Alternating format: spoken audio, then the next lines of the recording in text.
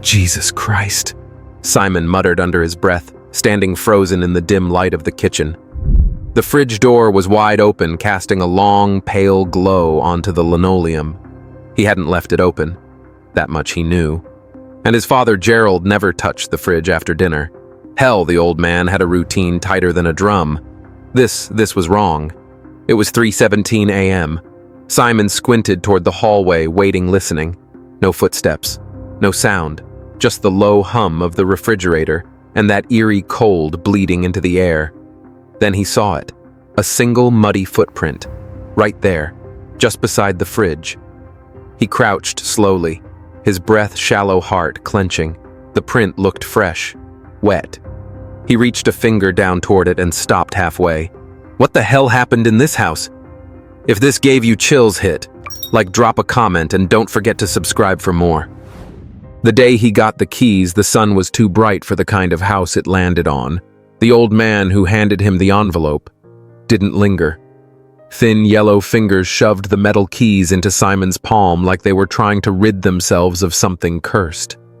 His wife, wrinkled, wiry, with sharp eyes and shoulders drawn tight, stood by the passenger side of the car, arms crossed, waiting.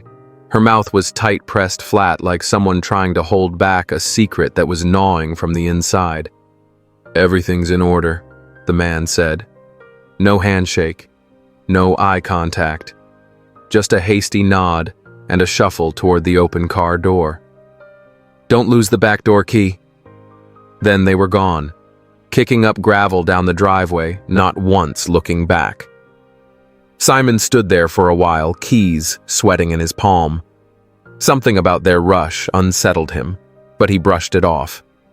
People were weird about houses. Maybe there were old memories. Maybe they were just tired. Besides, he was lucky. Property near the Luton bypass wasn't cheap, not with his office only 10 minutes away. He looked back at the house. It had charm in a weathered kind of way. Brick chimney cracked near the top ivy, climbing the west wall like it wanted to swallow the place whole. The house was a wreck, peeling paint, a porch that sagged like an old man's shoulders, windows that seemed to squint against the light. But it was his. A steal at the price, just a short drive from his new job at a local accounting firm. After the divorce, the endless fights with Ellen, the nights staring at empty walls, this place was a lifeline. A chance to start over, to build something solid. He'd pictured himself fixing it up, maybe planting a garden, finding peace in the quiet. He liked that. "Looks like a project, huh?" Gerald had said, hauling a box from the van, his wiry frame moving with the ease of a man who'd spent years in the Navy. At 62, Gerald was all sinew and stubbornness, his hands rough from fixing engines during the Cold War. He'd moved in with Simon, claiming it was to keep him out of trouble. But Simon knew his father was lonely since Mom died. The house was big enough for both of them, with its maze of rooms and creaky floors, and Simon was glad for the company. They'd spent the day unloading, laughing about the house's quirks, the sticky doors, the flickering lights, unaware that those quirks were only the beginning. The first night, Simon unpacked boxes in silence, while his father sat by the living room window with a paperback he never read. There was something odd about the quiet in the house. Not peaceful, not empty, just tense, like a held breath. The noises started after midnight.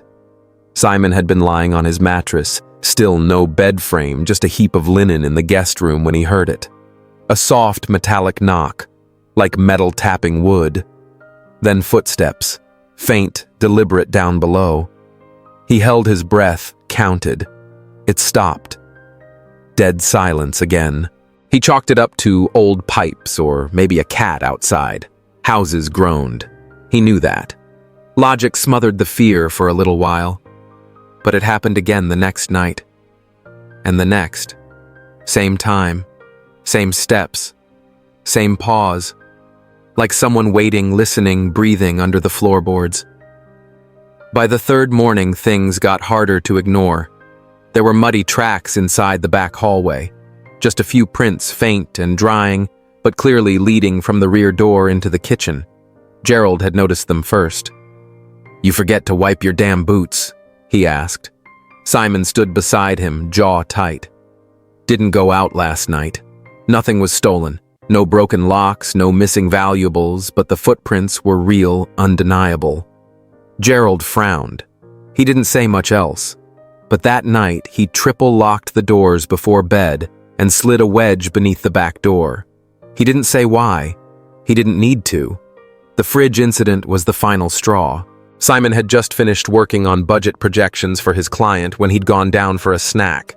What he found made his blood ice cold. The fridge door wide open. That footprint.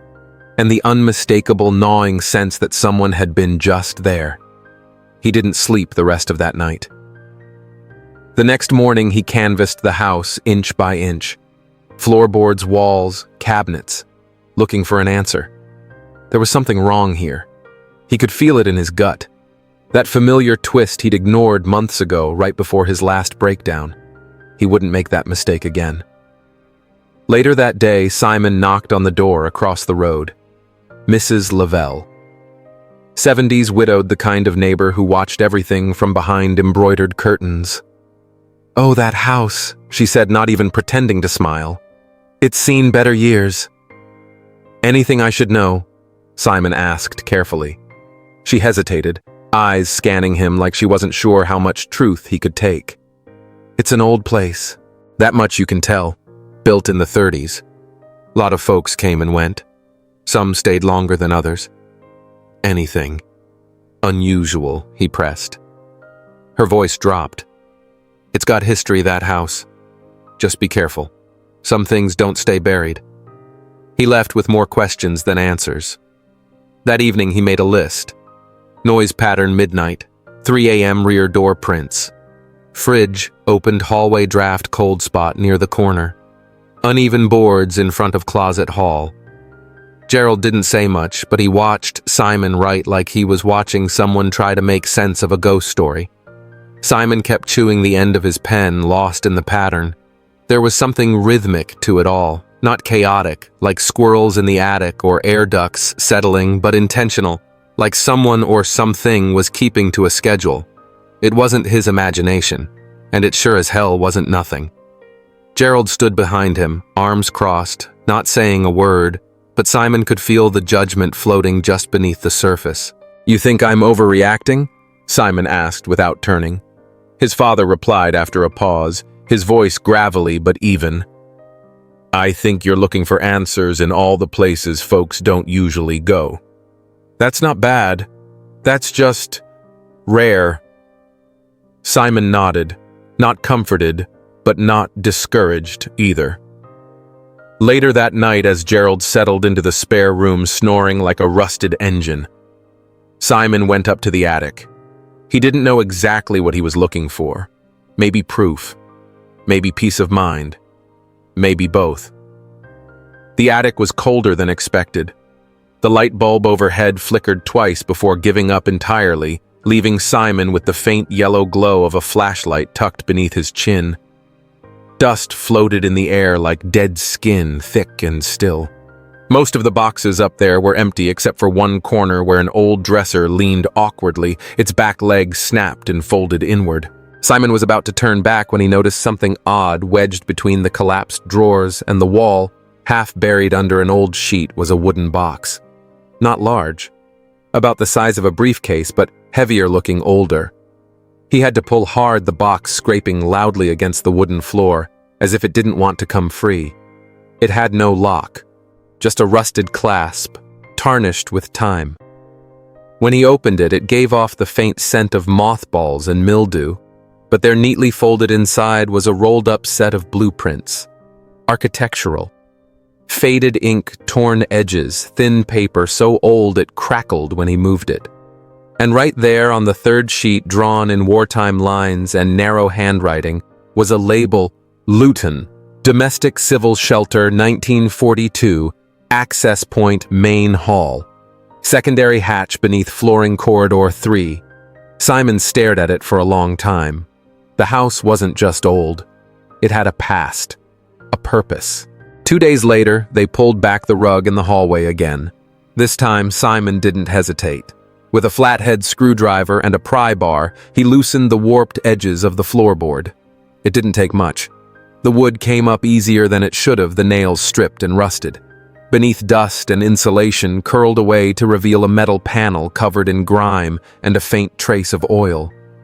One side had a hinge, the other an old-style barrel lock, the kind that belonged on a storage shed, not inside a hallway. Simon looked at Gerald. "Think we can open it?" The old man shrugged. "We got tools." An hour later, the lock gave way with a snap that echoed in the walls. Simon pulled up the panel and cold air rushed out like a whisper. They stared into the dark. A staircase led down metal rungs welded into the side of a narrow shaft. The walls were stone, the kind poured in wet and left to dry against wooden slats marked with the patterns of the frame. It smelled of rust and something else like damp cloth and stale breath. Gerald clicked on the flashlight and led the way down. The climb was short, maybe 10 feet, but by the time they reached the bottom, the silence had gotten heavier, like the earth itself was holding its breath. The shelter was real, and it was bigger than Simon had imagined. The first room was square with low ceilings and walls so thick the flashlight's beam stopped halfway. There were shelves still mounted empty now, except for a few rusted cans and a broken lantern. A second doorway opened into a long corridor branching off into smaller rooms, each marked with stenciled numbers. It was like stepping into a forgotten bunker. But what stopped them wasn't the construction. It was the signs that someone had been here. Recently. On a crate near the second room was a candy wrapper bright with a brand Simon hadn't seen since high school. It couldn't have been older than 5 years.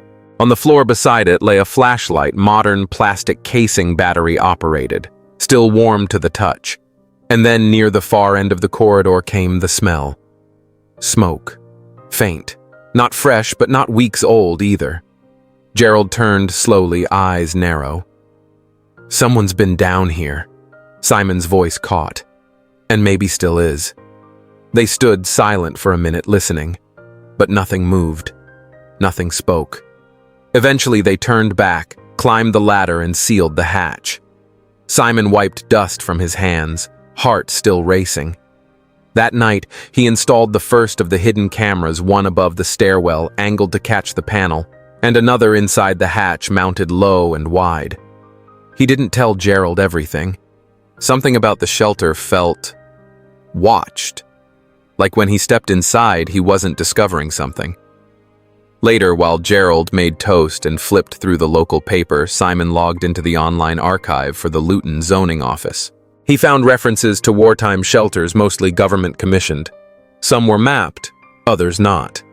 There were even a few articles from old local papers about shelters being bought up in the 70s for private conversion storage panic rooms, even hobby spaces. But nothing matched the layout of their shelter. No record, no mention. No blueprint besides the one they'd found upstairs. And more curiously, the property record of the house had a gap. No renovation filings, no owner statements between 1980 and 1996. 16 years where the house had changed hands off record. Then he wrote another note at the bottom of his list. No records post 1980. Missing ownership chain. Shelter undocumented. And then he underlined it twice. Something had happened in this house long after the war. Simon leaned back from the table, the soft creak of the old wooden chair breaking the silence. It was close to 3 a.m. He hadn't been sleeping much lately. Gerald said he looked tired and he felt it. But something in his bones told him to check the camera feed again, just in case. He clicked into the grainy night vision footage. The image jumped for a second, then settled into that familiar angle, the stairwell, the metal hatch, the narrow hall leading into the shelter. Nothing moved, until it did. Simon leaned in. There, at the far end of the frame, barely more than a shape in the dark, something walked across the corridor. It didn't rush. It didn't creep, just moved slowly with a limp on the left side, the head low and shoulders hunched. Simon's hand tightened around the mouse. The timestamp blinked, 03:02:17 a.m. The shape disappeared into one of the side rooms. He didn't wake Gerald right away. Instead, he pulled on a hoodie, grabbed the small flashlight he kept by the door, and quietly opened the hatch again. It smelled the same damp old stone, the cold sort of air you only find under the earth. The metal steps groaned a little, and Simon paused on each one, trying not to echo. When he reached the bottom, he paused. "Hello?" His voice didn't travel far. Nothing answered. Not at first. He moved forward past the first room, then the second. He stepped carefully, listening for breathing footsteps, anything. Then from the third room at the far end of the hall, he heard something shift. He turned the corner slowly, and there, sitting on an old folding cot surrounded by crates, was a man. Old. Worn down like driftwood that had been left in the tide too long. His frame was gaunt, almost skeletal under the thin fabric of a once red flannel shirt, now faded to a dull brown. His sweatpants were baggy, fraying at the cuffs, cinched at the waist with a string that didn't match. His hair hung in uneven wisps, a greasy gray matted against his scalp in clumps. His beard was wild, twisted bits of crumbs or lint stuck in the strands, and his eyes, deep set, ringed with purple shadows, held the glassy stare. But behind that glass, something sharp still flickered. Simon turned the corner slowly, and there, hunched on a folding cot at the far end of the room, was a man. Old, frail. His eyes caught the flashlight beam like an animal in the dark. For a moment, they just stared at each other, both frozen. Then the man jumped. He scrambled backward so fast he knocked over the crate beside him, sending cans clattering to the floor. One hand shot out to grab something under the cot, Simon couldn't see what, and the other was raised defensively like he expected to be hit. "No, don't shoot!" he yelled. His voice cracked high and shaking. "I'm not armed. I didn't do anything." Simon stepped back in surprise. "Whoa! Hey! I'm not here to hurt you!" The old man kept shouting, eyes wild. "I'm not one of them. I'm not. I told them already years ago. I'm not one of them." Simon raised both hands, keeping the flashlight low. "Calm down, sir. Nobody's gonna shoot anybody." The man's breath came in wheezes. He was trembling from head to toe. His gaze darted around the room like he was looking for an escape, like he didn't know what year it was or who Simon could be. Simon took a slow step forward. "I'm just the guy who owns the house now. That's it. I found the hatch and came down. That's all." The man's chest rose and fell fast. Then suddenly, like a switch had flipped, he slumped back down onto the cot. Face-pale lips pressed tight. A long pause. And then barely above a whisper, "Arthur," he said, voice dry as paper. "I'm not a threat." Simon lowered the flashlight. He stood still in the doorway, the beam catching on the man's torn shirt and bony hands. The man sat frozen, breathing hard, one hand still half clenched around the edge of the cot. "You live down here?" Simon asked, voice low but steady. The man's eyes flickered toward the floor, then back up. He nodded slowly, like his neck had forgotten the motion and had to relearn it. "Since 43, he said finally. His voice was rough, like gravel under boots. "They were gonna ship me out. I wasn't gonna go. I wasn't gonna kill anyone. So I left. First in my brother's place, then down here." Simon let that settle. He took half a step into the room, scanning. The cot was rusted but held together. A propane stove, small and too clean for the grime that clung to everything else. A pile of neatly arranged canned goods sat nearby, labels, modern, colorful.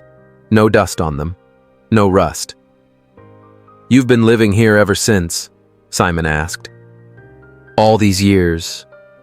The man let out a sound, a dry chuckle or maybe a sigh that cracked halfway. Simon's eyes moved to a crumpled snack wrapper on the ground. A peanut packet, bright blue, expiration 2023. He raised the flashlight a bit higher. "So who brings you this stuff?" "The food, the batteries, socks." The man didn't answer right away. He shifted on the cot, pulled the blanket a little tighter around his shoulders. "People help, not many. Some don't even know who I am. Some do. Makes no difference." Simon frowned. You've got no war record, no enlistment under your name, no missing person report. I checked. You're not listed anywhere. So how is it you've been in hiding your whole life?" The old man blinked slowly as if the words took longer to reach him than they should. He turned his head and looked at the wall for a long beat. When he finally spoke, it came out like something said 100 times before. "Not everything gets written down. Not everything wants to be." Simon didn't respond. The words hovered in the air between them, heavy and wrong in a way he couldn't yet name. The room felt too still, too insulated, like time hadn't just slowed here, but had curled inward and folded itself up, hiding like the man in front of him. Arthur didn't speak again. He just sat there, eyes hollow, shoulders hunched forward like he was waiting for judgment or mercy. Maybe both. Simon opened his mouth, ready to press further, but something stopped him. Maybe it was the stillness. Maybe it was the way Arthur didn't flinch, didn't fight, just looked tired. Like a man who'd been rehearsing this story for decades and no longer knew if it was real. Simon stepped back. No goodbye, no threat. He climbed the ladder slow, sealing the hatch behind him, like he was afraid the air might follow him out. He didn't wake Gerald until morning. Simon shrugged. "I'm not sure. He looks the part, but his clothes are clean. There's new food down there, a propane stove that's barely been used. There's more to it." Gerald leaned back. "You think someone's helping him?" "I know someone is." That night, Simon adjusted the camera to face the side entry.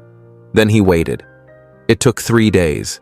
On the third night, just after 2 a.m., the camera picked up movement. A figure smaller than Arthur Younger, wearing a knit cap pulled low and a jacket zipped to the neck, slipped down the ladder with a bag slung over one shoulder. They moved with practice, no hesitation. Simon froze the frame, enhanced the image, then watched the full sequence. 10 minutes later, the figure left, empty-handed. Simon pulled up the outdoor camera next. Watched the same person walk down the alley, disappear toward the road. He replayed the footage 4 times, then shut the laptop. He didn't sleep. The next evening, he waited by the hatch. When the figure descended, Simon was there, flashlight already on. The man jumped, nearly dropping the bag. "Shit. Who?" Simon stepped forward, flashlight casting a narrow cone of light across the damp floor. The figure froze mid-step, 1 foot still on the rung of the ladder, the other dangling in air. The moment stretched thin. "I could ask you the same thing," Simon said, his voice steady low, measured like a man holding a weapon he wasn't sure he'd need. The young man turned fast, too fast, bag on his shoulder, swinging wide as he looked for a way out. But Gerald was already there near the ladder arms, crossed, eyes narrowed like a man who'd seen this kind of panic before. "No sense running, son," Gerald said, calm but final. The stranger stopped moving. For a second, all Simon could hear was breathing 3 sets uneven. The kid's chest rose fast, jerky, like he'd just realized he was trapped underground with no exits left. He looked barely 30, thin, pale, and shaking. Simon spoke low. "What's your name?" The man hesitated. Eyes flicked from Gerald to Simon. The way his jaw tightened like he was bracing for a blow that wasn't coming told Simon he'd been in worse corners than this one. "Thomas," he said finally. Simon nodded slowly. "You've been coming here a while." Thomas didn't answer. "You bring food for him?" Simon asked again. "Arthur." That broke something. Thomas's eyes glossed, his posture shifted, not in fear but in fatigue, like he was done holding something in. "Arthur's my grandfather." Simon narrowed his eyes. "Your grandfather?" Thomas nodded, his voice tight. "My mom and grandma took care of him before they passed. I've been doing it since. He can't live above ground. He won't. He panics, screams. He doesn't trust hospitals, won't let anyone take him. So I bring him food, check on him, that's all." Gerald spoke up. And you thought hiding this was the better option. Thomas looked down. You don't understand. He doesn't hurt anyone. He just wants to be left alone. Simon folded his arms. He says he's been hiding from the draft since 43. You know that story doesn't hold. Thomas's voice cracked. He's not well. He remembers things wrong. Some days he thinks it's still the 60s. Other times he talks about places he's never been. But he's my blood. What was I supposed to do? Turn him in. Simon stared at him for a long time. The kid wasn't lying. Or if he was, he didn't know it. You've been sneaking in here for 15 years? Simon asked. Thomas nodded. Since I was 16. After Mom died. And no one ever saw you. I come late. Leave early. Keep quiet. I park 2 blocks away. Simon rubbed the back of his neck. What's in the bag? Groceries. Mostly canned stuff. Bread. Batteries. New socks. And what about the storage room? Thomas blinked. What storage room? Simon didn't say a word right away. He just looked at him long and steady. Thomas was trying to keep calm, but his shoulders betrayed him. They were rising too high with each breath. His eyes darted not with confusion, but calculation. Gerald stepped forward, arms folded, voice level. There's a room at the far end of the bunker, newer door, steel, bolted from the outside. Thomas hesitated now. That fraction of a pause was all the answer they needed. I don't have a key, he mumbled. It's just storage. Simon tilted his head. You just said you didn't know about it. Thomas didn't respond. The silence stretched out. Gerald's voice broke it rougher now. You're running out of goodwill, son. What's in there? Thomas shifted his weight. Then, in a voice barely above a whisper, he said, Old things. Military junk. Stuff Arthur kept locked up. I don't go near it. Simon stepped closer, his voice quieter but heavier. We found blades, homemade grenades, parts of a rifle built from scratch. Not junk, Thomas. That's contraband. And it's not just Arthur's past anymore. It's yours. Thomas looked down then at the bag in his hands. Finally, he dropped it on the floor with a dull thud and rubbed his face hard, dragging his palms down to his jaw. I didn't start this, he muttered. None of this was mine to begin with. He sat down slowly on a wooden crate, the bunker air thick and damp around them. You want the truth? Fine. Gerald didn't move. Simon stayed quiet, giving Thomas space to fall apart. My grandfather Arthur. He wasn't just a soldier. He worked in weapons design, chemical electronics stuff I don't even understand. After the war, he stayed on. But something happened in the 70s. He disappeared overnight. I didn't know it growing up, just heard rumors. They said he went mad, that he stole files, pieces of tech that didn't belong to him, things the ministry was developing. Simon sat on the edge of a nearby shelf, listening. They never found him, not officially, but my grandmother knew. She helped him build this bunker before they moved here. He went underground right after the investigation, and we kept him hidden. Gerald let out a breath. That's one hell of a family secret. Thomas nodded, slow and hollow. My mom and Gran kept it quiet, said the government was still looking, and Arthur was dangerous if pushed. But they also said he was broken. Something inside him cracked during the war. The guilt, the things he built. He couldn't let them go. He had nightmares, heard voices, thought MI5 was watching the streetlight out front. Always wanted the lights dim, no mirrors in the house. He started collecting again, scrap metal wires, ammo casings, anything he could repurpose. I was just a kid, but I remember the smell. Gun oil, rust, burnt wires. Simon asked quietly, "And you took it over?" Thomas laughed once, sharp and sad. Not like I had a choice. When Gran died, Mom tried to move him. He attacked her. Not to hurt her, just panic. She gave up. kept bringing him food meds, keeping him quiet. When she died, it all fell to me. I was 16. He wiped his face with his sleeve.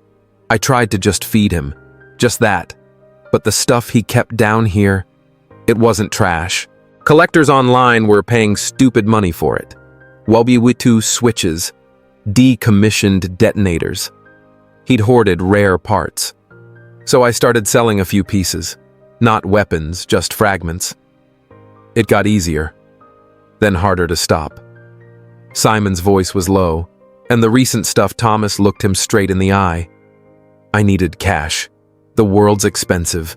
I couldn't keep doing it all alone. Arthur didn't know half of it. Hell, I didn't even know what half of it was. Silence hung like wet laundry between them. Simon stood. You know I have to report this. Thomas's face changed. The grief in it curdled into fear. No, please listen. I know it sounds bad, but I didn't hurt anybody. I didn't sell to criminals, just collectors, historians. I swear, I can stop. I have stopped. You didn't stop. Gerald interrupted. You got caught. Thomas stood up too quickly. I'm not the villain here. I've been keeping him alive. You think the system would have done better? They'd have locked him in some concrete cell and thrown away the key. You think that's better than this? Simon's fists clenched at his sides. You were storing explosives in the floor of a house you didn't even own. Thomas took a step back. I didn't ask for any of this. I inherited a ghost and a bunker full of madness. You walk into this like you're saving the day, but you don't know what it's like to wake up and hear him scream in the night, to wipe the blood from his nose when he forgets what year it is. I had to keep him here. I had to make it work. Simon looked at Gerald, then back at Thomas. I'm calling the police. No, Thomas said. His voice broke. I'm sorry, Simon replied. No, you don't understand. Thomas reached into his jacket, hands shaking. Don't, Gerald started. But it was too late. Thomas pulled a small folding knife from his coat and held it out, not lunging, not threatening, just wide-eyed and shaking like a dog backed into a corner. I can't let you ruin this. He'll die. They'll lock him away, and he'll die. Simon raised both hands. Thomas, put it down. Please, put it down. Thomas's breathing hitched. His grip on the knife faltered. And then it happened. Simon stepped forward fast, just a half step to block the narrow gap. Gerald moved behind him. There was a struggle, fast and clumsy. The knife twisted in Thomas's grip, then suddenly let go. A yelp, a flash of red. Thomas stumbled back, clutching his side. The knife clattered to the concrete floor. And then they heard it. A sound from deeper in the bunker, a wail, guttural, raw, like something in Arthur had been torn open. No, get out, came the scream over and over, breaking and gasping. Arthur appeared in the hallway like a shadow that had broken loose, his eyes wild, his hands bloodied from scratching at the wall behind him. His screams bounced off the concrete louder than any voice had a right to be in such a small space. They found me. They're back. He hit the floor with both fists, head bowed, shoulders jerking like he was being shocked from the inside out. Arthur Thomas cried out, staggering forward. His hand still clutched his bleeding side, but he dropped to his knees, grabbed his grandfather, tried to hold him down. Arthur clawed at the air, kicking, spitting, mumbling in broken strings, half soldier, half child. Don't let them take the blueprints. Hide the fuse wires. Shut the doors. Shut the doors. Thomas wrapped his arms around him. I'm here, Pop. It's me. It's just me. Arthur sobbed against him, chest heaving. Simon didn't move, neither did Gerald. It felt wrong to, like stepping between something ancient and crumbling something holy in its ruin. The storm passed slowly. Arthur's voice wore down to nothing, just wet breathing and the occasional muttered phrase. Thomas looked up, blood drying at the corner of his mouth. Please, let me take him to bed. Let me fix this, then we'll solve this. Simon didn't answer, not at first. He stood there still as the wall behind him with his hands open and breath caught somewhere between his chest and throat. Gerald finally took one small step forward, his boots scuffing the concrete floor. "Let him," Gerald said. "The boy's not running anywhere." Simon gave a slight nod, tight and reluctant, but he didn't argue. Thomas turned his movements slow and deliberate, guiding Arthur, who was still mumbling half-formed words, down the corridor of the bunker. They vanished into the small sleeping room like shadows curling into darker corners.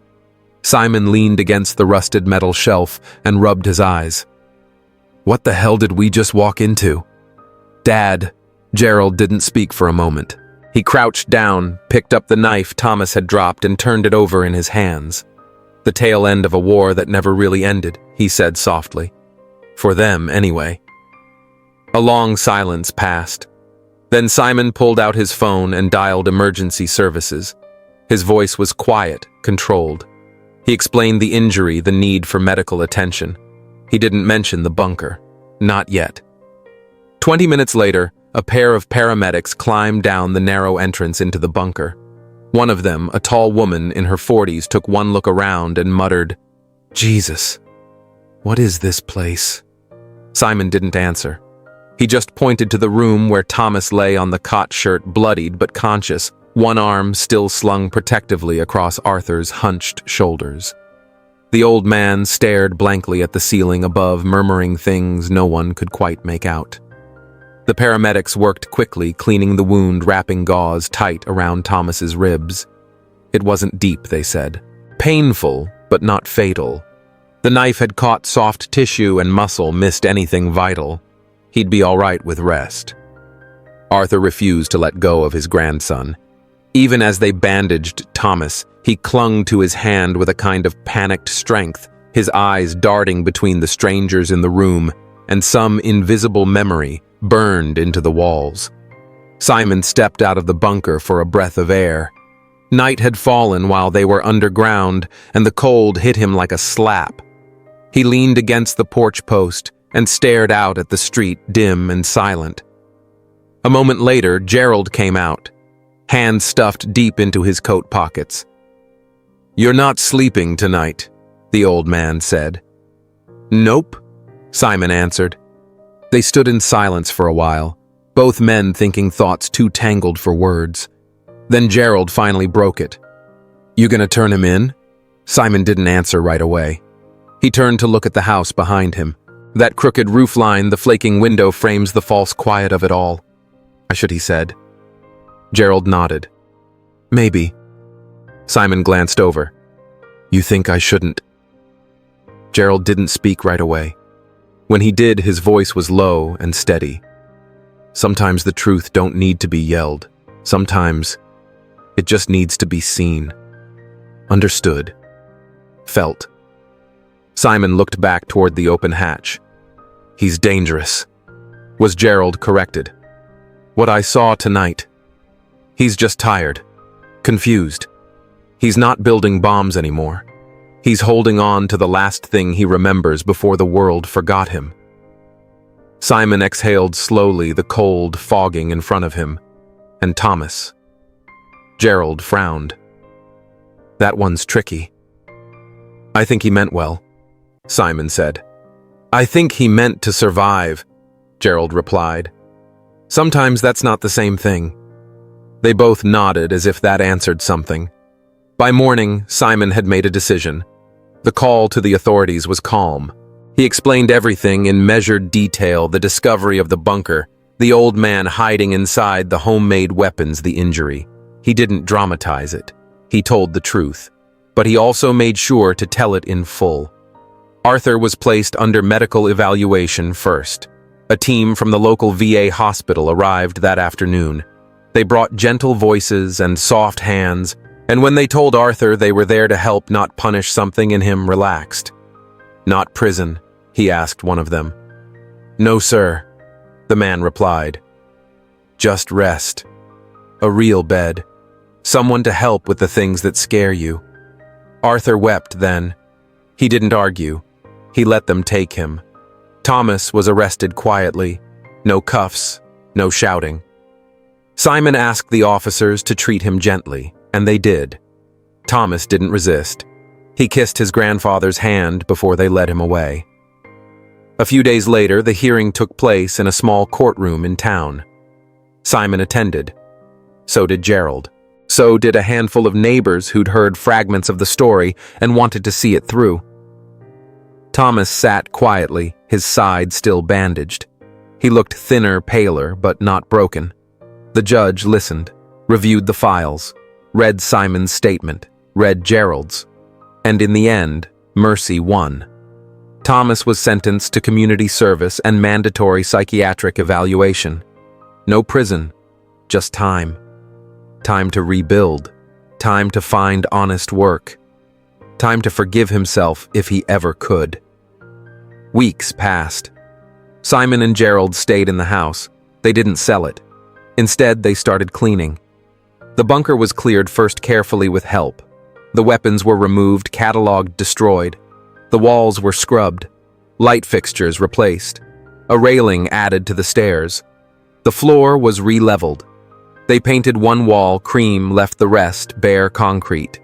Hung a small plaque at the entrance. Arthur Halden, Royal Engineer. Hidden 43 years beneath the weight of war. This place remembers him. Some days Simon sat down there in the quiet, just listening to the hum of the new lights. He thought about the layers we live on.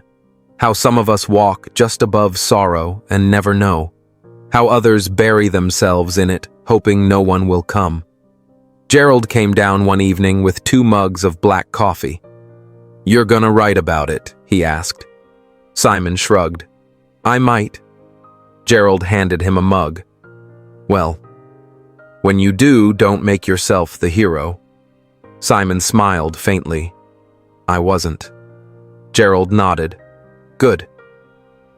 They sat in the stillness of the bunker, now clean and bare, where ghosts no longer paced, and secrets had finally found their way into light. A few days later, word got out. It was bound to happen. The local paper ran a small feature. Nothing sensational. No screaming headlines or blown-up photos. Just a story, 1 column, 2 pages in, with a title that read, "War Engineer Found Hidden After Decades Underground." Simon hadn't planned to talk. He wasn't good with cameras or crowds, and he hated the way reporters tried to turn every wrinkle into a narrative. But the paper had been kind, respectful. They hadn't twisted anything.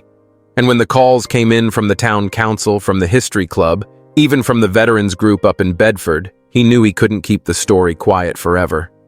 Still, when folks asked if they could come see it, the bunker, Simon hesitated. He walked down there one night by himself. No phone, no flashlight. Just the low light from the switch they'd installed last week, humming a soft yellow against the concrete walls. He stopped by the old cot where Arthur used to sleep. It was gone now, replaced by a simple bench and a table with 2 chairs. But the marks on the floor were still there, like shadows that had settled into the concrete. Simon knelt down and ran his hand across one of them. It was cold. He whispered to the room, "I didn't want this to be a spectacle." And the room didn't answer, of course. It never did. But he heard the quiet differently that night. Not empty, not threatening, just present. The next morning he put in the call, told them people could visit, under rules, small groups, guided only. He wanted them to see, not to gawk. It started slow, just a few folks, mostly older, the kind who remembered air raid drills and ration cards, the smell of coal, and the way certain types of silence had felt back then. They walked through the restored space with quiet reverence, their fingers brushing the walls like they were trying to feel the past, still clinging to it. Simon never charged admission, but a jar near the ladder started to fill with folded bills and thank you notes. Some people left flowers, others left medals. One woman left a photo of her brother who'd gone missing in '44 and never came back. Gerald helped when he could, though he mostly stayed upstairs or on the porch smoking cheap cigars and nodding politely when visitors waved. He said the past was better left to those who needed it. Simon disagreed, quietly, but he understood. One day a school group came through, high schoolers, restless, loud at first. But as they descended the stairs and saw the photos hung near the entrance, Arthur in uniform, a copy of the blueprint with his scrawled notes, a letter from Thomas written after sentencing, they fell quiet. A girl in the back raised her hand and asked, "Did he regret hiding?" Simon stood beside the plaque on the wall and thought about that a long while before answering. "I think he regretted being forgotten more." The girl nodded. No more questions. The story gained traction slowly. A journalist from London came by, a war historian from Leeds. A documentary team emailed twice, but Simon didn't answer. He'd said what needed saying. He was clear with everyone he didn't find a conspiracy. He found pain. That was different. That was important. "I didn't discover secrets," he told the town council at a heritage event. "I discovered someone's hurt. And I guess hurt don't stay buried as easy as we'd like." People clapped. A few stood. But when someone asked if he'd accept a commendation from the Ministry for Historical Contribution, Simon shook his head. "No, thank you," he said. "This wasn't mine to profit from." Afterward, Gerald clapped him on the back and said, "You're getting soft in your old age." Simon snorted. "You're calling me old." Gerald grinned. "I'm calling you sentimental." They didn't argue. As summer rolled into fall, more work was done to the house. The porch got fixed, the roof patched. The old rose bush in the yard began to bloom again, wild and untamed. Simon left it that way. One afternoon, he walked down into the bunker alone, carried with him a small brass plate polished and new and a screwdriver. He screwed it into the wall just beside the door under the blueprint. It read, "Memory does not bury itself. It waits to be heard." He stepped back and stared at it a long while. Then he turned off the light, climbed the ladder, and closed the hatch behind him. On quiet nights, Simon still thought about Arthur. He wondered if the old man remembered the bunker, the smell of it, the weight of the years. He wondered if he slept better now in a real bed with nurses and clocks and windows that opened. He hoped so.